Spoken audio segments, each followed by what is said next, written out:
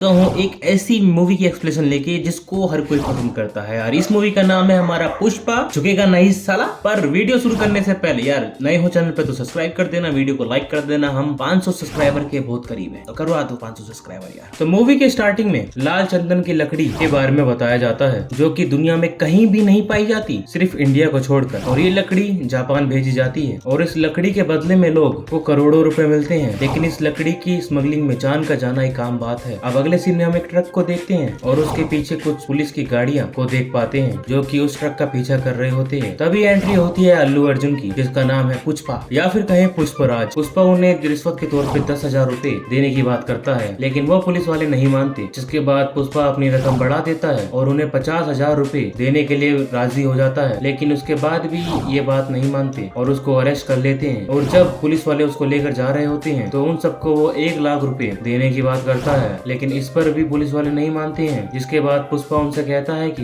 वो 1-1 लाख रुपए सबको देगा। और ये बात सुनकर पुलिस की गाड़ी धड़के से रुक जाती है और पुष्पा सभी को 1-1 लाख रुपए दे देता है और पुष्पा को वो लोग छोड़ देते हैं। अब 1 साल पहले के सीन को दिखाया जाता है, जहाँ पर हमें पता चलता है कि पुष्पा एक मजदूर है। वो ज्यादा पैसों के लिए कहीं भी मजदूरी करने के लिए एकदम तैयार है। साथ में उसका दोस्त भी होता है जिसका नाम केशव होता है, लेकिन सब उसको कटलेट उड़ाते हैं। अब ज्यादा पैसों के लिए वो एक रिस्की काम करता है, जहाँ पर उसे 1000 रुपए दिहाड़ी दिन का मिलने वाली थी। दरअसल उसे यहाँ पर वही लाल चंदन की लकड़ी को काटना था और स्मगलिंग करके यहाँ पर लाना था, जिसके बदले में उसे 1000 रुपए तो मिलता, लेकिन अगर पुलिस के हाथों पकड़े गए तो जान तक का खतरा होता। तो अगले सीन में पुलिस वाले की एंट्री होती है, जिसका नाम होता है गोविंद अप्पा, और उसको ऐसे स्मगलर को पकड़ने का एक्सपर्ट माना जाता है। यहाँ पर वो मजदूर पुलिस की आवाज सुनकर वहाँ से भागने लगे थे, लेकिन जब तक गोविंद यहाँ पर आ पाता तब तक तो पुष्पा ने यहाँ पे एक प्लान रच दिया था। और जब गोविंद यहाँ पर आता है तो उसको यहाँ पर किसी भी प्रकार की लकड़ी नहीं मिलती है। जिसके बाद वो पुष्पा को डराने धमकाने की कोशिश करने लगता है, लेकिन पुष्पा उससे कहता है कि तुम 4 से 5 ही पुलिस वाले हो और हम पूरे 60 मजदूर हैं, गिनती कर ले तेरी बंदूक में कितनी गोली होंगी, तो इसलिए भला इसी में है, यहाँ से चुपचाप कट लो। अब बात ये आती है कि आखिर कि पुष्पा ने उन लकड़ियों को छिपाई कहाँ पर थी। तो यहाँ पर हमें पता चलता है कि जो लाल चंदन की लकड़ियाँ हैं उन्हीं पेड़ पर उन्होंने उन लकड़ियों को छिपा दिया था। अब काफी दिनों तक स्मगलिंग चलती रहती है और गोविंद यहाँ पर कुछ इसलिए नहीं कर पाता क्योंकि उसके पास ज्यादा पुलिस फोर्स नहीं होती है। लेकिन एक दिन वो अपनी पूरी पुलिस फोर्स को लेकर वहाँ पर अटैक बोल देता है, जिसके कारण पुष्पा लकड़ियों से भरा ट्रक को वहाँ से लेकर भागने लगता है और उसके पीछे पुलिस भी लग जाती है। लेकिन थोड़ी दूर के बाद वहाँ पर सिर्फ उन्हें पुष्पा ही मिलता है, ट्रक नहीं मिलता है। इसलिए वो उसको पकड़कर पुलिस स्टेशन ले जाते हैं और जबरदस्त कुटाई करते हैं। लेकिन यहाँ पे हमारा पुष्पराज बोल देता है झुकेगा नहीं साला, और उससे पूछताछ चालू रखते हैं कि आखिरकार ट्रक कहाँ पर है। लेकिन मजाल है कि पुष्पा ने उस ट्रक के बारे में कुछ भी बताया हो।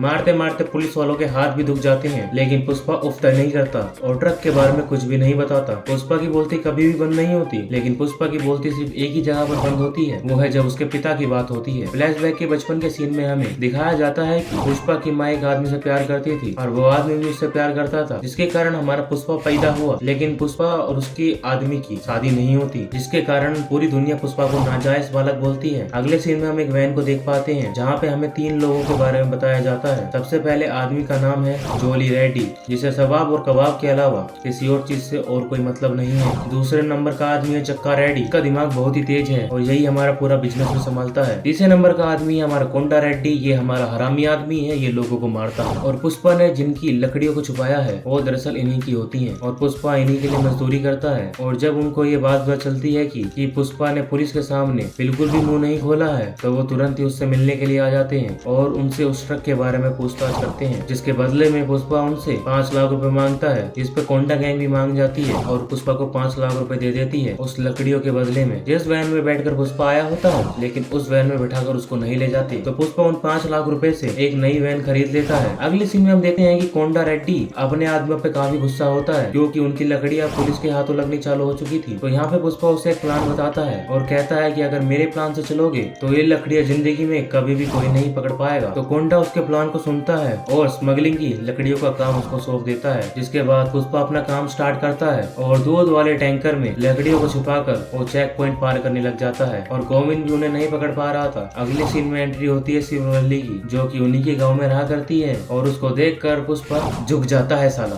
पुष्पा शिवरल्ली के पीछे पड़ा रहता है, लेकिन शिवरल्ली उसकी तरफ देखती भी नहीं है। लेकिन एक दिन शिवरल्ली और शिवरल्ली की सहेलियां जब पिक्चर देखने जाते हैं तो उनके पास कुछ पैसे कम पड़ जाते हैं। जिसके बाद वहाँ पर कटलेट जाता है और उनसे कहता है ये 1000 रुपए रखो, उसके बदले में तुम्हें सिर्फ एक बार पुष्पा को हंसकर देखना होगा। जिस पे श्रीवल्ली भी मान जाती है। अगले सीन में हम देखते हैं कि श्रीवल्ली मंदिर के पास पुष्पा को हंसते हुए देख रही होती है। ये देखकर पुष्पा भी बहुत ज्यादा खुश हो जाता है और तुरंत ही श्रीवल्ली से बात करने के लिए उसके पास जाता है। उसके पास जब वो बात कर रहा होता है तो उसको पता चलता है कि उसने इस काम के लिए पैसा लिया है। ये सुनकर वो कटलेट को बहुत पीटता है। अगले सीन में एक और नए कैरेक्टर की एंट्री होती है जिसका नाम होता है मंगल सीनू और पूरी कोंडा गैंग मंगल सीनू के अंडर में ही काम करती है। तो यहाँ पे मंगल सीनू कोंडा रेड्डी के पास आता है और कोंडा रेड्डी को एक काम देता है। मंगल सीनू से कहता है कि उसके पास लकड़ियाँ रखने के लिए जगह नहीं है, इसलिए वो इस जगह पर लाल चंदन की लकड़ियों को रखेगा। लेकिन उसको एक ऐसा आदमी की जरूरत है जो कि इन लकड़ियों की रक्षा कर सके और इस काम के लिए कोंडा की नजरों में पुष्पा के अलावा और कोई दूसरा इंसान नजर नहीं आता। थोड़े दिनों के बाद इस अड्डे के बारे में पुलिस वालों को पता चल जाता है। तो यहाँ पर पुष्पा इन सारी लकड़ियों को एक नदी में फेंक देता है और जब पुलिस यहाँ पर चेकिंग के लिए आती है तो उनको यहाँ पर कुछ भी नहीं मिलता। और दूसरी तरफ हमको दिखाया जाता है जो लकड़ियाँ तैरते हुए गई थी वो एक डैम के पास आकर रुक जाती हैं और वहाँ पे उस कटलेट ने उस डैम को बंद करवा दिया था और उन सारी लकड़ियों को बहने से रोक दिया था। जिसके बाद पुष्पा कोंडा रेड्डी से कहता है कि हम मंगल सीनू के लिए काम क्यों कर रहे हैं, क्योंकि वो इन लकड़ियों के लिए हमें कम पैसे दे रहा है। वो उससे कहता है कि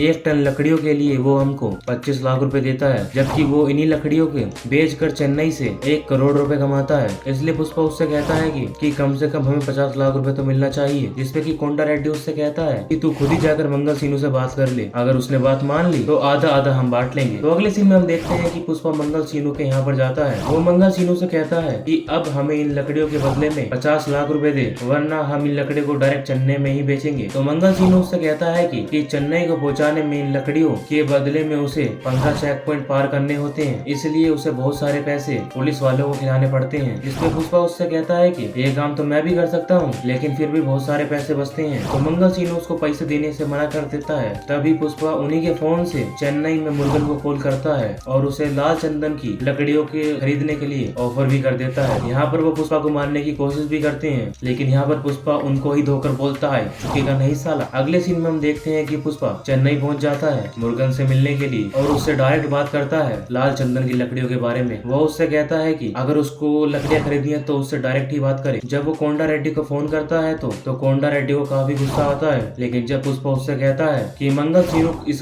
काम के लिए हमें 25 लाख दिया करता था, लेकिन हम यहाँ पर डायरेक्ट बेचकर 1 करोड़ रुपए कमाएंगे। लेकिन थोड़ी देर के बाद हमारा कोंडा रेड्डी भी मान जाता है, पैसे के आगे कौन नहीं झुकता। अगले सीन में हम देखते हैं कि शिवल्ली के फादर को जोली रेड्डी ने पकड़ लिया था। दरअसल शिवल्ली के फादर ने कुछ बातें लीक कर दी थी, इसलिए उसने उन्हें बंदी बना लिया है और साथ में उसने शिवल्ली को भी लेकर आ गया है। और वो शिवल्ली से कहता है कि एक रात मेरे साथ गुजार, वो उसके फादर को छोड़ देगा। और ये बात शिवल्ली तुरंत ही पुष्पा को बताती है और ये सब बात बताने के बाद वो अपने प्यार का इजहार भी करती है। लड़की चालू है। तो पुष्पा तुरंत ही जोली रेड्डी के पास जाता है और उसका बहुत ही पीटता है। उसकी हालत इतनी खराब कर देता है कि वो होश में भी नहीं आता है और इसलिए कोंडा रेड्डी को ये बात पता नहीं चल पा रहा था कि आखिर ये किसने किया है। लेकिन एक दिन पुष्पा और कटलेट जोली रेड्डी के साथ जो उन्होंने किया है बात कर रहे होते हैं, लेकिन तभी अचानक कोंडा रेड्डी आ जाता है। उनकी ये बातें वो सुन लेता है, लेकिन ये बात पुष्पा और कटलेट को नहीं पता चलती। लेकिन जब कोंडा रेड्डी पुष्पा को लेकर एक दिन कहीं पर जा रहा होता है तभी अचानक वो उसको वहाँ पर बंदी बना लेता है। वो उसके मुंह को भी ढक देते हैं और जब कोंडा रेड्डी उसके ऊपर गोली चलाने वाला होता है तभी कोंडा रेड्डी के ऊपर कोई गोली चला देता है और उसकी वहीं पर मौत हो जाती है। दरअसल वो गोली मंगल सीनू ने चलाई थी। आगे हमें इस फिल्म की सबसे बेहतरीन फाइट सीन दिखाए जाते हैं जिसमें पुष्पा उन सभी को टक्कर डालता है और वो यहाँ पर जग्गा रेड्डी को बचा लेता है क्योंकि वो उसका बिजनेस पार्टनर था। और जब ये बात मंगल सीनू को पता चलती है कि उसका साला मर चुका है तो वो आग बबूला हो जाता है और फिर वो अगले ही दिन एमएलए के साथ एक बैठक करवाता है। एमएलए के सामने पुष्पा कहता है कि ये सारी गलती मंगल सीनू की है। दरअसल हम उनसे लकड़ियों की बदले ज्यादा पैसा मांग रहे थे, लेकिन मंगल सीनू ने हमें बहुत कम पैसा दिया, जबकि इन लकड़ियों की कीमत करोड़ों में है। साथ में वो इनसे कहता है कि मैं इन लकड़ियों को इंडिया के हर एक कोने में भेज सकता हूँ क्योंकि इन लकड़ियों की बहुत ज्यादा डिमांड है, क्योंकि ये लकड़ी और कहीं भी पाई नहीं जाती, सिर्फ इंडिया को छोड़कर। तब हमें ले पुष्पा को